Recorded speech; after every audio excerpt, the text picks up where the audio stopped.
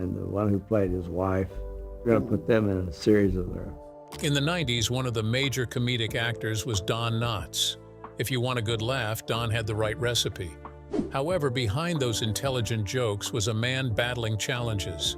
Several rumors also surrounded his professional life and death. However, you need not worry, as we will reveal what Don's son had said about them all. Were the rumors true? What lay behind the actor's professional life and death? Let's find out. What are these rumors?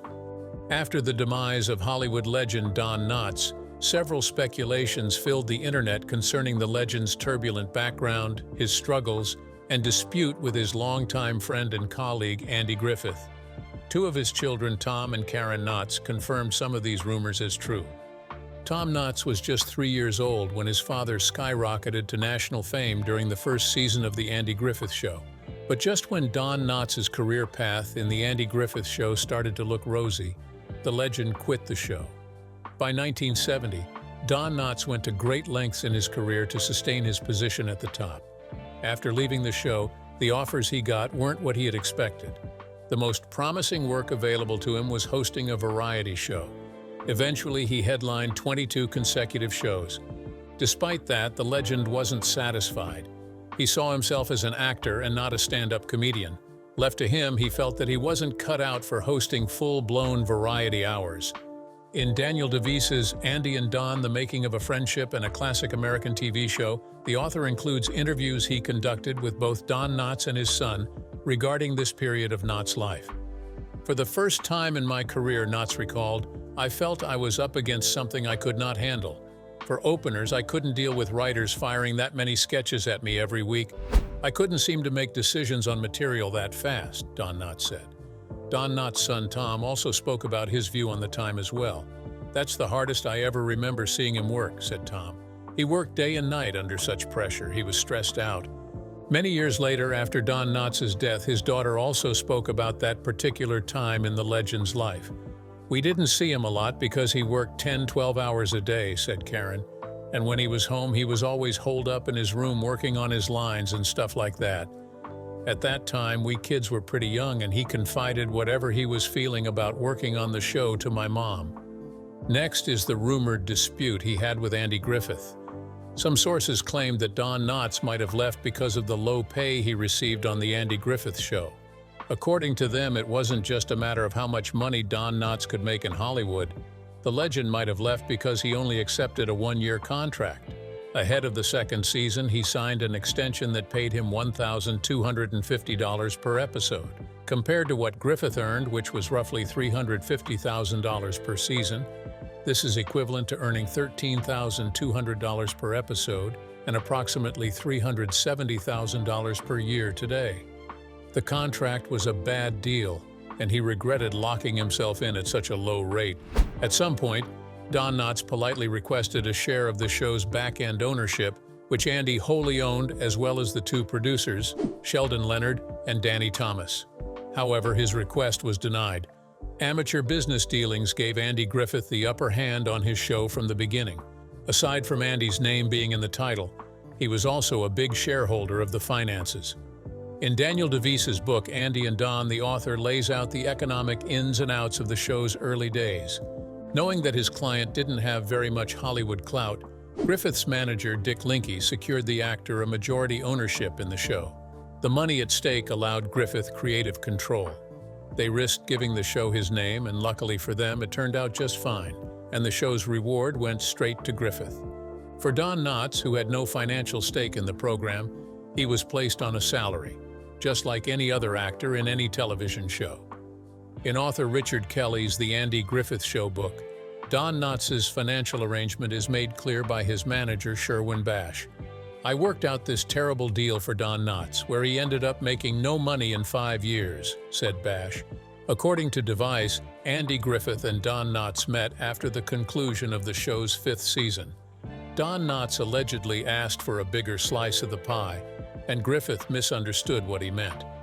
Although an agreement was never met, Don Knotts left the show. However, the two actors didn't let the dispute come between them and remained friends and collaborators. Don Knotts later made an appearance together with Andy Griffith in Matlock.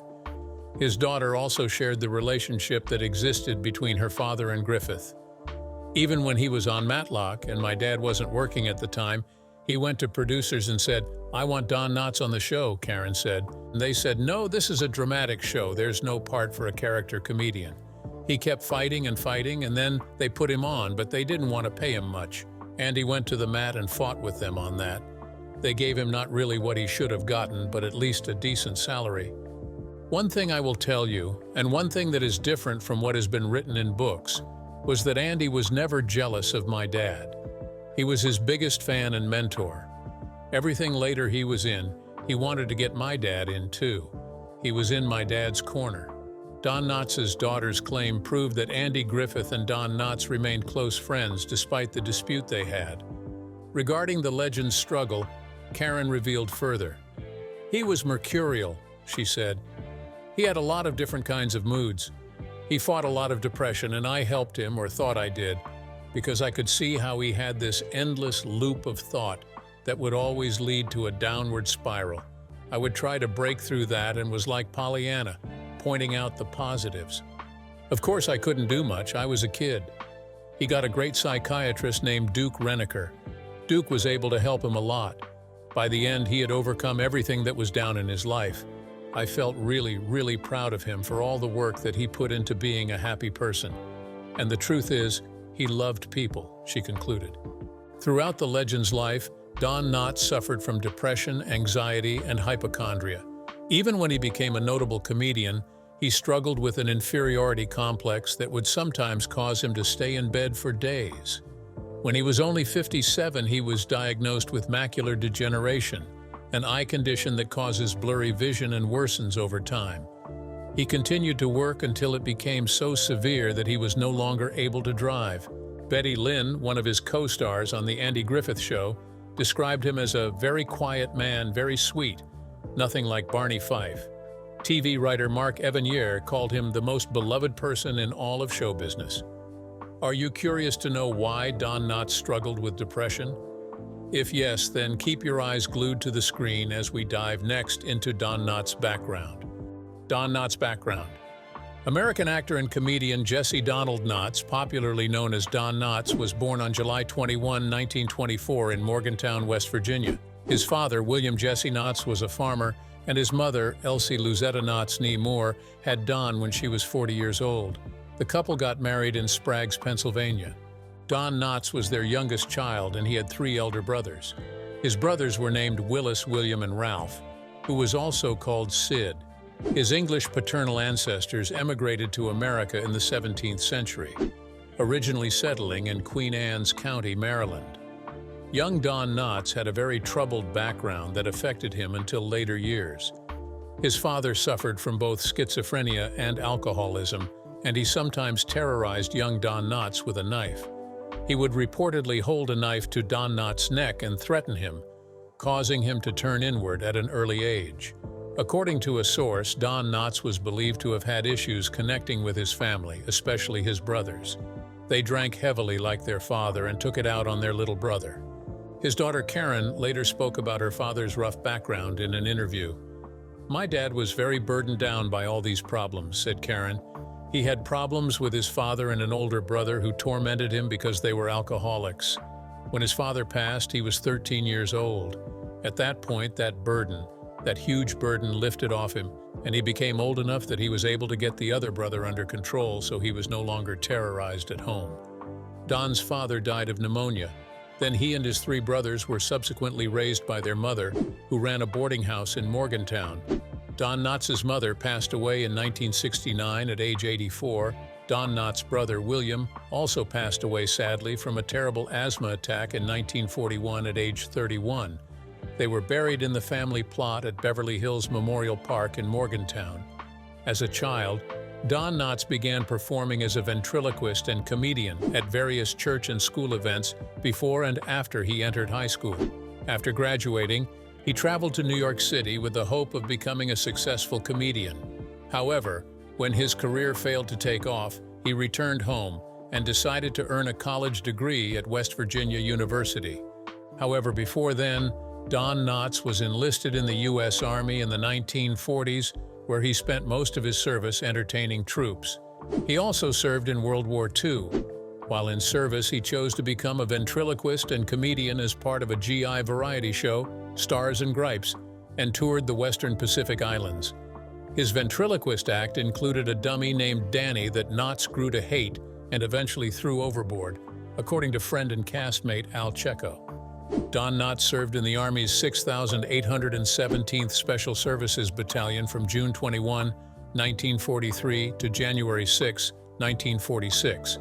He was discharged at the rank of Technician Grade 5, equivalent at the time to Corporal.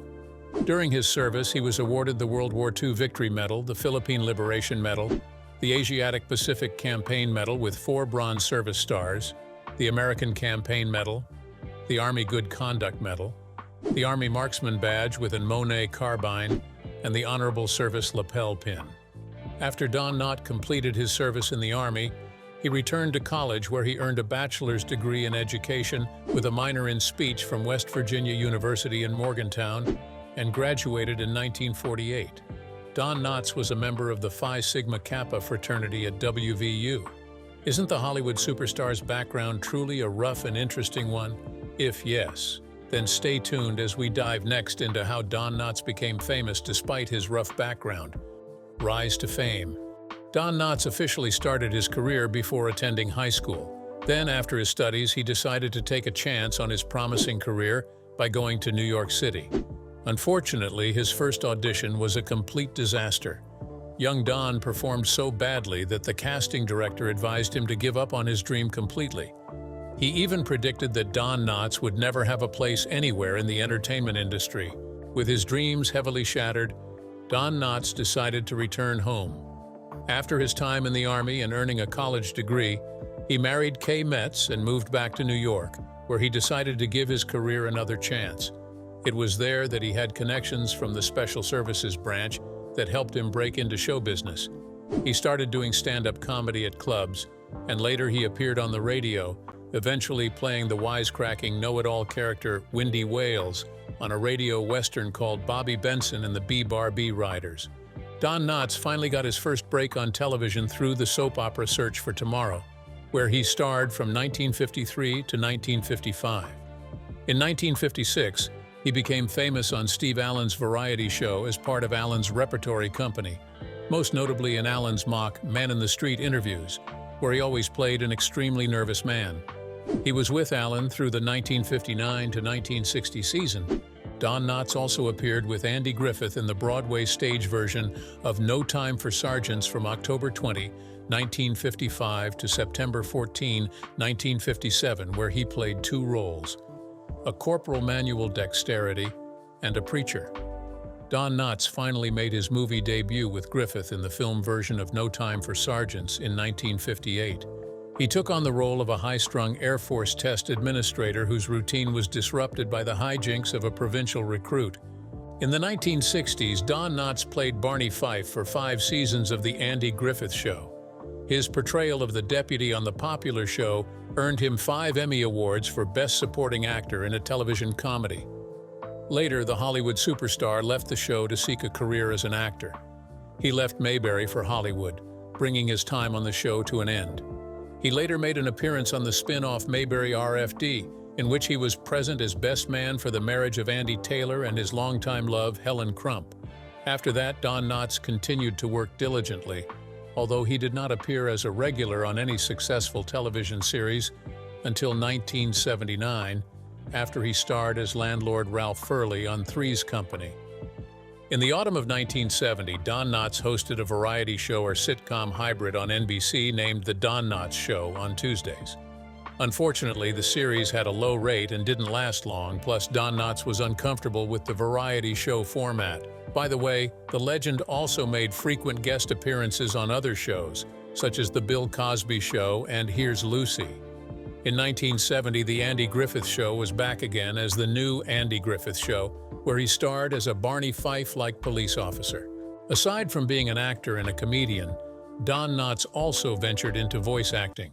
In 1972, he voiced an animated version of himself in 2 episodes of the new Scooby-Doo movies, The Spooky Fog of Juneberry in which he played a lawman resembling Barney Fife and Guess Who's Not Coming to Dinner.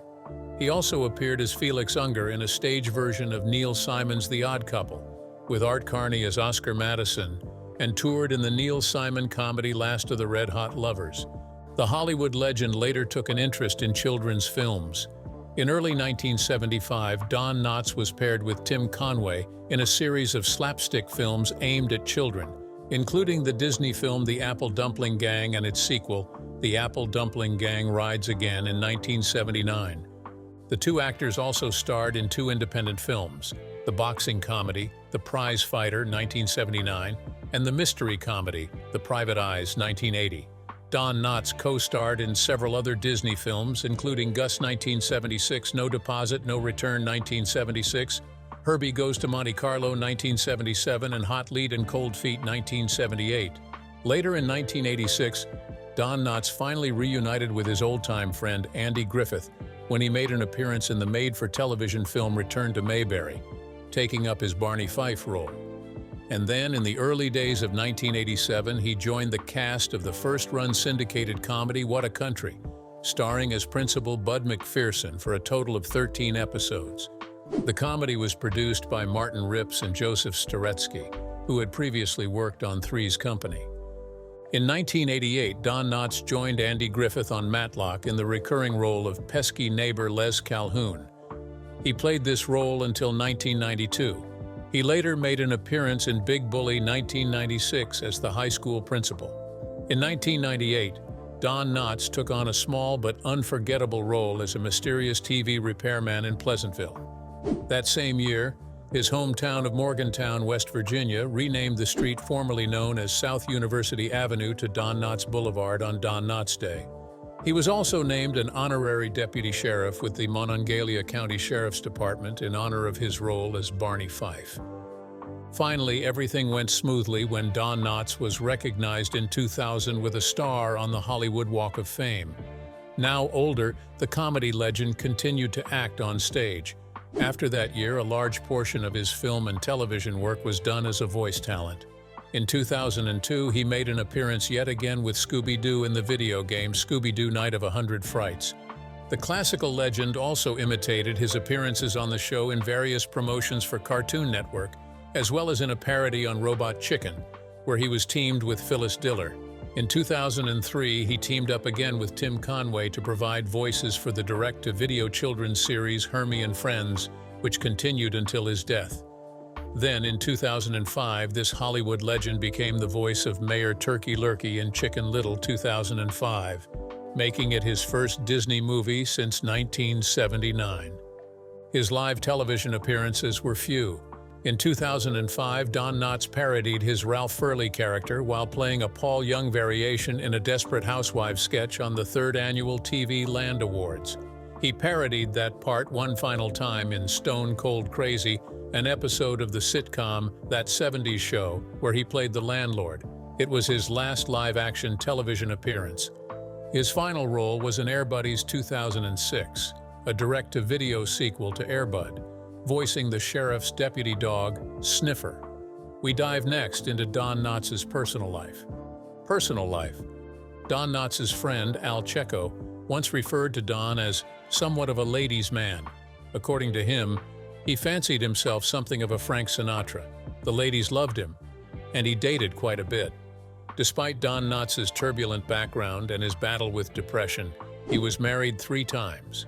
His first wife was his college girlfriend, Catherine Metz, a woman of influence. Catherine Metz was the daughter of a Baptist minister residing in the northern stretches of Wheeling, West Virginia.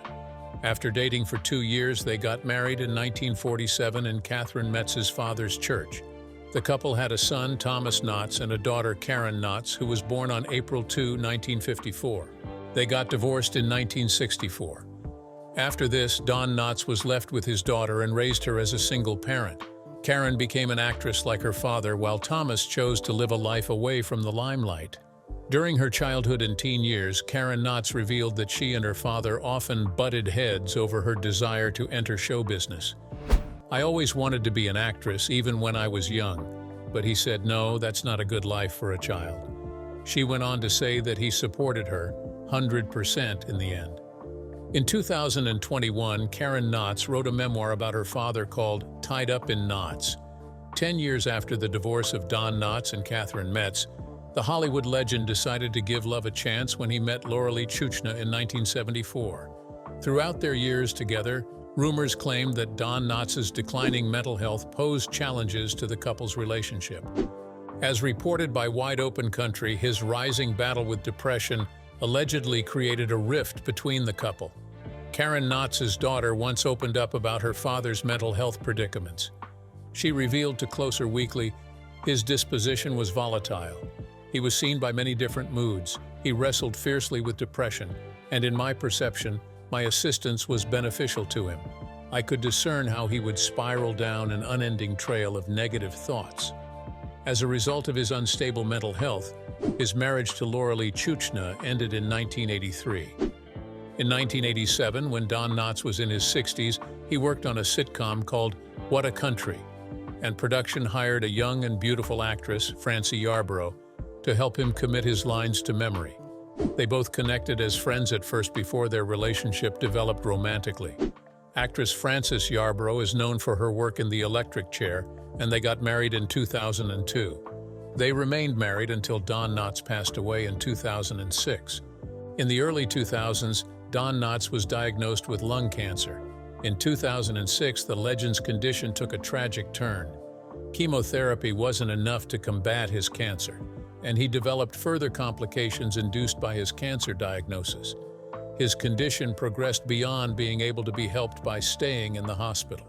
Don Knotts died at age 81 on February 24, 2006, at the Cedars-Sinai Medical Center in Los Angeles from pulmonary and respiratory complications of pneumonia related to lung cancer.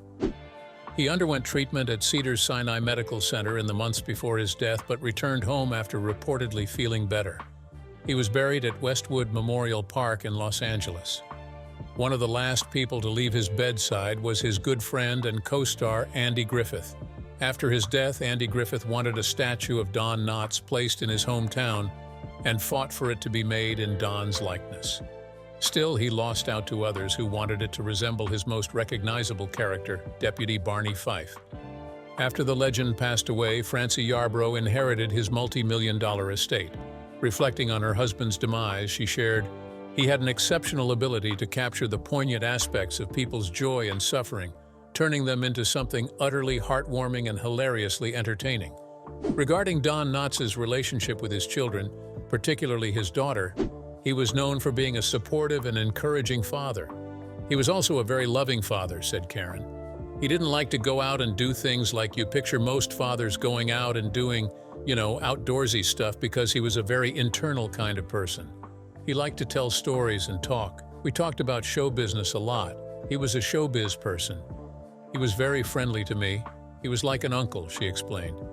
He had different sides. You could see that sometimes he would be intense and other times very, very warm and endearing. Don Knotts' obituaries cited him as a major influence on other entertainers. In early 2011, his grave's plain granite headstone was replaced with a bronze plaque depicting several of his movie and television roles. A statue honoring him, created by Jamie Lester, was also unveiled on July 23, 2016, in front of the Metropolitan Theater on High Street in his hometown of Morgantown, West Virginia. In February 2025, Don Knotts' co-star Ron Howard revealed that he had recently learned that he and Don Knotts were distant cousins, but neither had known during Knotts' lifetime. Don Knotts surprisingly led a simple lifestyle and maintained good relationships with people, despite his fame and personal struggles. Let's now check out his lifestyle and net worth. Lifestyle and net worth.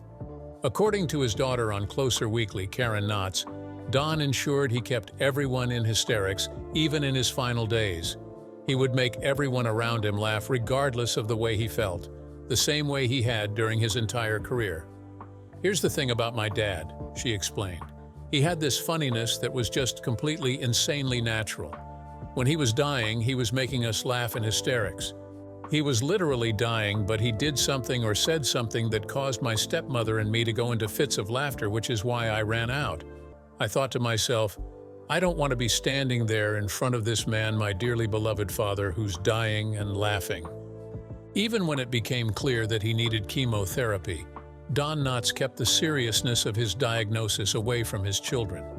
He had a reputation for making everyone laugh, including his children, and likely wanted to keep things light. Don Knotts was also sure that he could beat his cancer. At the time of his death, his total net worth was estimated at $3 million in 2006. Don Knotts' primary residence was a condo near Beverly Hills.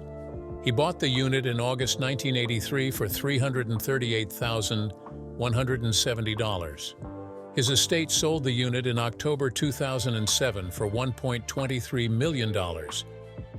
What can you say about Don Knotts? Was his choice to maintain a relationship with Andy Griffith despite their dispute worth it? Let us know your thoughts in the comments. Thanks for watching. If you enjoyed this video, don't forget to like, share, and subscribe to this channel for more interesting content. Before you go, watch the other videos on your screen.